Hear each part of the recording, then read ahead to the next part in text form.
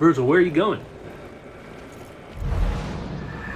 Is that the Twin Towers? Hello everybody, I'm Seth, Photopoulos, Editor-in-Chief of Forbidden Origins Comics, and I'm here to tell you why Devil May Cry on Netflix is the worst and probably most offensive adaptation I've ever seen. For those who don't know, or for those who only watch the TV show, Devil May Cry is a character action series created by Capcom, the creators of Monster Hunter, Street Fighter, Resident Evil, to name a few. And the anime is based off of Devil May Cry 3 specifically. There's aspects from the entire series, but it is trying to, I guess, supplant Devil May Cry 3, which is one of the greatest video games ever made. Now, Devil May Cry has gone through several ups and downs over the years. For a brief overview of the series, Devil May Cry 1 created the character action genre, which you see in Bayonetta and God of War. Devil May Cry 2 was rushed out a year later and terrible. Devil May Cry 3 came out, and it's one of the greatest games ever made. It redefined the genre that Devil May Cry created. Pretty much any game in that genre borrows everything from Devil May Cry 3.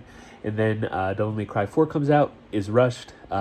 It's almost great, but held back by, being rushed. There's a reboot, DMC, written by Alex Garland, which is fucking crazy. Completely misunderstands the characters and everything. And then Devil May Cry 5 comes out, and it's one of the greatest games ever made. In fact, Devil May Cry has been adapted several times before, and all of them very poor. There's the Devil May Cry manga that doesn't really capture the essence of Devil May Cry. Dante's a bit more like fuck you than he is in the games. Pretty much more like Nero than Dante. Then you have the last anime that came out, which is more accurate than what we're going to be talking about today, but is very boring. It's just extremely boring. There's been comics and stuff like that, and even the reboot, which is a video game, like that does poorly too in the adaptation department. Unfortunately, that tradition continues with Devil May Cry, the Netflix anime. Now, here's the thing. Talking to a lot of people online and people that I know, it seems like the less you know about Devil May Cry, the better you'll think the show is. So if you know nothing about Devil May Cry, maybe give it a watch, maybe you'll like it. Even then, me personally, there's a lot of stuff I find very offensive about how Devil May Cry carries itself. And that has nothing to do with the excellent video games that it's trying to adapt from, but also with that context, it becomes much worse. So the show starts out with this character, White Rabbit, who comes from the Devil May Cry 3 manga, but is a very small character. And here he is the main protagonist, and probably the best part of the show, honestly. It starts with him, he's robbing something, and he steals the Force Edge, I believe, which is Sparta's sword. Immediately after that, we go to the White House, and there's a Dick Cheney character and a George Bush type character. They're not exactly one-to-one. Like, the George Bush character is wearing a cowboy hat and is a lot bigger than George Bush is in real life. But, because he's wearing the cowboy hat and he talks with a southern accent and he's kind of fucking stupid, you're supposed to understand that he is George W. Bush. The Dick Cheney character, I forgot his name, voiced by Kevin Conroy. He's fantastic in it because Kevin Conroy, if you don't know, he wanted to play villains after playing Batman for 30 years, kind of relishing being a Dick Cheney villain. But they're talking about demons as if they're terrorists. And the show seems to take place in the early 2000s. So there's a lot of interesting parallels being made. So this is one of the major ways that the show diverges wildly from the fucking video games. I'm not one of those people that are get those politics out of video games, or get politics out of my whatever. No, the implicit biases within each creator reveals how they feel about the world and how the world should react, and that is inherently political. The problem is, what the fuck does 9/11 have to do with Devil May Cry? What does the War on Terror have to do with Devil May Cry? What does the genocide that we committed in Iraq have to do with Devil May Cry? And it's even more disgusting because demons in Devil May Cry, the devils, they are aspects, they are concepts, they are creatures. They're not people. There are people version. It's usually like an aspect waking up to justice. You know, like Sparta woke up to justice, and then he was able to seal the demon world away from the human world 2,000 years ago, and then eventually have Dante and Virgil and marry a human. But then you get the show, which is creating these parallels between Arabs and demons. Already very faulty, very deeply troubling. But they're talking about them as terrorists. Later on, you see humanoid demons that are just people, that are just human beings. They just have a horn on their head or something. And a lot of them are wearing turbans and stuff like that. Or they live in bazaars. And then we'll get to the end of the show, too, because that is fascinating. And part of it seems to be that Adi Shankar, the director of the series, the person responsible, at least production-wise, for the Castlevania show, infinitely much better. Especially that first one written by Warren Ellis, Sex Pest Warren Ellis, just so you know. This one is his baby, Adi Shankar's baby. Getting a little bit into him as a person. He moved to the United States right around 9/11. And so that political era really affected him. Recently, he was at the Donald Trump inauguration, and he's gone on rants supporting far-right Nazi YouTubers like Asmongold and shit like that. So that's where he is politically. Anyway, back to the show. Dante in the show is voiced by Johnny Yong Bosch, who voices Nero in the video games. For those who don't know the family tree there, it's Dante and Virgil. They're twin brothers. Virgil has a child, and he is Nero. In 4 and 5, he becomes a protagonist. He has a different personality than the other two. Like, all three of them have like similar personalities because they're all closely related. They all don't take things seriously because they're damn near immortal. But Dante is more like laid back and chill, and like he doesn't really take things seriously. He's like haha pizza whatever. And then you have Nero, who is angrier. He does take things more seriously. He doesn't feel threats, but he definitely cares about other people, and like he has more spite in his like jokiness and stuff like that. And so it is weird seeing Johnny Yong Bosch's voice come out of Dante, but apparently the actor for Dante, Ruben Langdon, who also voiced Ken from Street Fighter for a while, who doesn't voice him anymore, Street Fighter 6, they got somebody else, quit acting after a lot of stuff happened. I think he kind of went crazy. Anyway, they seem to inject a bit of Nero into this version of Dante. He is slightly more angrier. He's way dumber. He's a fucking idiot in the show. Way dumber than he is in the games. In the games, it's always assumed that he understands a little bit more than everybody else in the room, in part because he is one of the most powerful people in the world. And like he understands the demon world, he understands where he comes from, which is important. He understands that he is the son of Sparta. He understands that he is half demon. He understands his demon heritage, which is a major aspect of Devil May Cry 3, which this show is kind of reimagining. Now, in the show, he doesn't know that. I assume they wanted to make it more like superhero-like. In fact, Dante in the show mentions being like, oh, I'm just a superhero, because he is like super strong, he can heal very quickly. That removes a major aspect of his character, which is the intense sadness he feels about what happened to his family, because he knows what happened to his family. He knows that demons attacked him because he's a son of Sparta, and that causes him to reject his demon heritage. Over the course of Devil May Cry 3, he embraces it and becomes stronger because of it. Virgil, on the other hand, is aware that he's a demon. He was raised alone after his mother died, and he lost Dante. He was raised in hell, basically, and so he wants more power. He wants to feed his demon half, so that causes him to ultimately be defeated by Dante and to go through the trials and tribulations of being a half-demon motherfucker. But in the show, he doesn't know any of that. He doesn't know who Sparta is, because he's a fucking idiot. Like, Sparta is like the most important character in the Devil May Cry universe. He is like Jesus, essentially, and like he doesn't know who he is. He doesn't know he's related to him at all. He barely understands his relationship to Virgil. He knows that Virgil is dead, or he thinks that Virgil's dead. He isn't. We'll get to that near the end.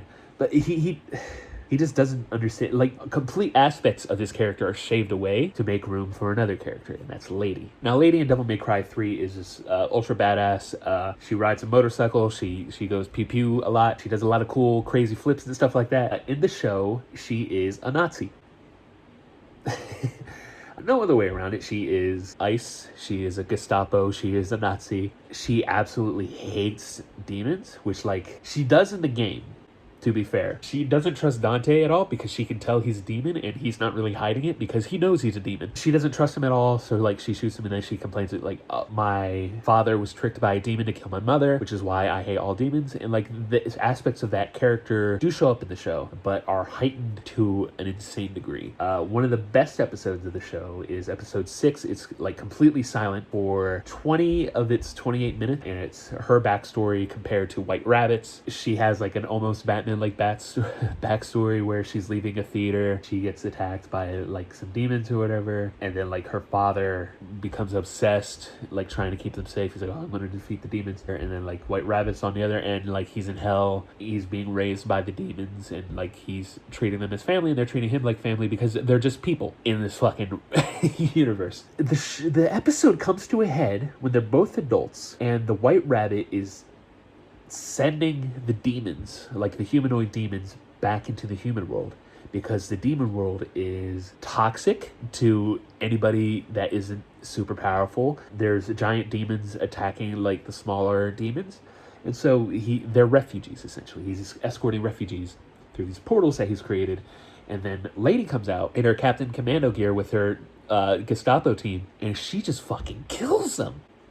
And it's so baffling because why would you do that to your protagonist? She's your protagonist and you're not meant to hate her. Like, that's the thing. Like, the camera doesn't go like, oh, she's wrong for this. The camera goes like, oh, well, she fucked up here, but, you know, she's good. No, she kills children. She kills, like, parents. Like, she is an absolute terror. She's a monster. And then she swears every other sentence. I'm surprised she doesn't say the N-word or anything like that. She's fucking crazy, dude. It's like, why would you do that to her protagonist, especially a beloved character like Lady, who appears in the other games, who is like, in Devil May Cry 5, is like softly talking to Nero, be like, you will never get over killing your father. Trust me, because I've had to do that. Instead, we have here where she's like mowing down children. There's even an episode a couple episodes back, a family of demons hide her away from the villains, and then she, after they hide her and they're like, okay, you're safe, she comes out with the fucking gun and points it in the fucking dad's face, and like her, like the fucking child and the mother are sitting right there like scared, and she's like, who the fuck are you? It's so baffling. It's so disgusting. And she's a good guy? And this is like where the politics come into play. It's like, they're so muddled, they're so disgusting that it's baffling that they would even attach this to Devil May Cry.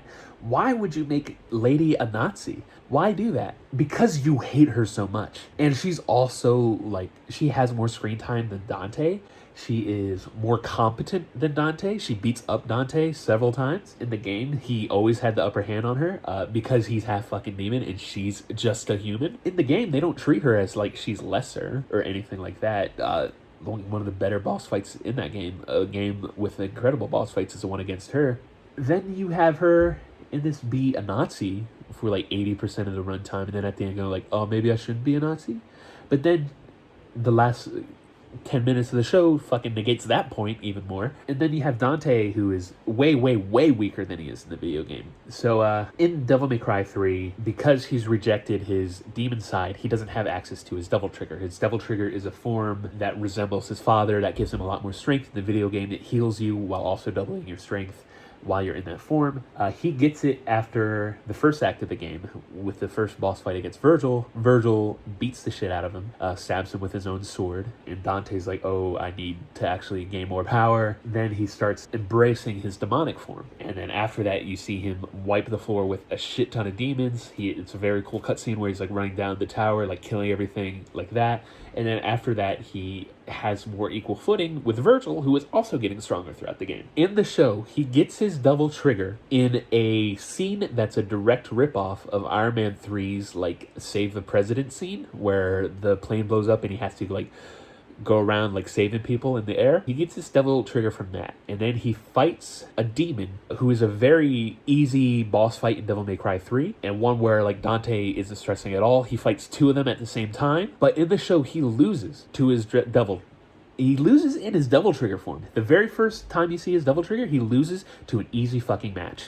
What the fuck is that? That's like if there was somebody, can't remember his name right now, I think it's Grant, a video game writer, and he was talking about how like Devil Trigger in here in the show is like if Goku got Super Saiyan against Nappa and lost. That's pretty much how it feels. And then we get near the end of the show, after all this stuff is happening. So White Rabbit, clearly one of those villains who's like right, but like he's so right he has to like kill children indiscriminately in order for you to side against him. So he's one of those types of villains, something that the MCU really loves doing, especially since Killmonger. It's like a guy who's like right at his core. You know, he just takes things too far. He'll stab a baby. He stabbed a baby. White Rabbit's one of those characters. And so it's Dante and Lady, the Nazi, fighting against this guy who's shepherding refugees out of a war zone, essentially. So they all fight at the end.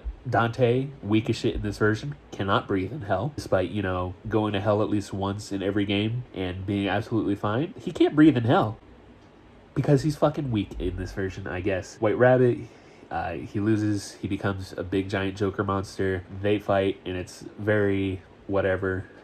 At this point, like, I'm like, I don't really care. But then after they defeat White Rabbit, Dante and Lady are like, okay, so now I guess we go to hell and save people? And Lady's like, actually, I'm gonna capture you, Dante. And then so she beats up Dante, captures him, and she's like, well, I'm just gonna continue to work for the fucking Nazis, the Nazi fascist US government. And then the show ends with a montage of Green Day's American Idiot as the US government bombs hell, and you see a bunch of demons in turbans being set on fire and being bombed to hell. What? Like, I can't be the only one that sees how offensive that is. They ruined the characters of Devil May Cry just to shoehorn in this story where, you know, Arabs are demons, actually. But maybe not.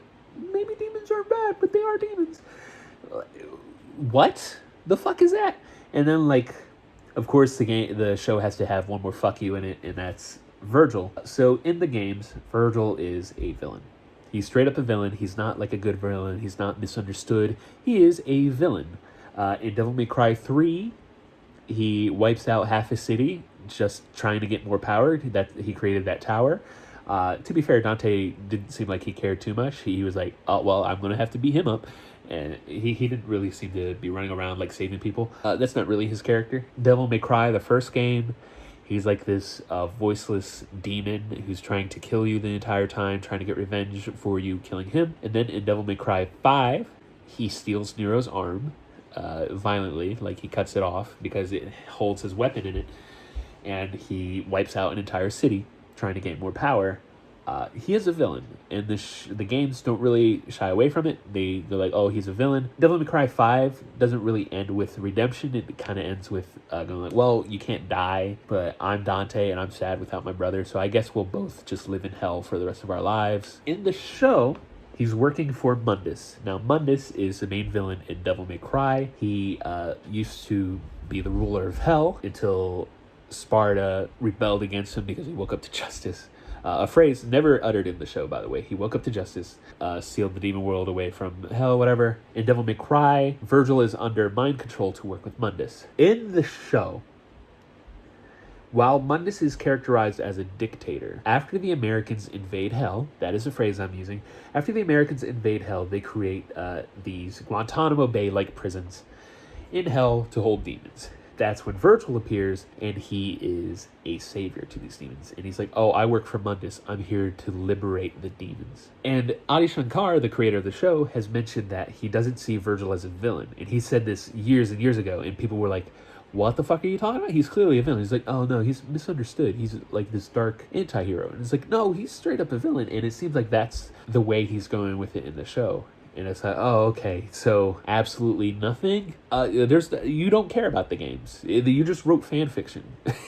What the fuck are you doing? And it's baffling, right? Because we've already had the Devil May Cry reboot, right? Which this anime seems to borrow a lot from, but also, like, the games do too. Like, it is a respected part of the franchise, even if the fans don't feel that way, at least the creators do. But even then, the games made it clear that Virgil was a villain. He's one of those characters like White Rabbit who, like, I will kill a baby even though I'm technically right. But then at the end they kind of like even more clear it up and like, no, I wanted him out of the way so I could rule. And they're like, oh, okay, you are a bad guy. The anime is like, oh no, he's a anti-hero. They did greenlight a season 2, so maybe like things will change, but I don't see this going well at all. The groundwork that's laid already is so terrible and disgusting.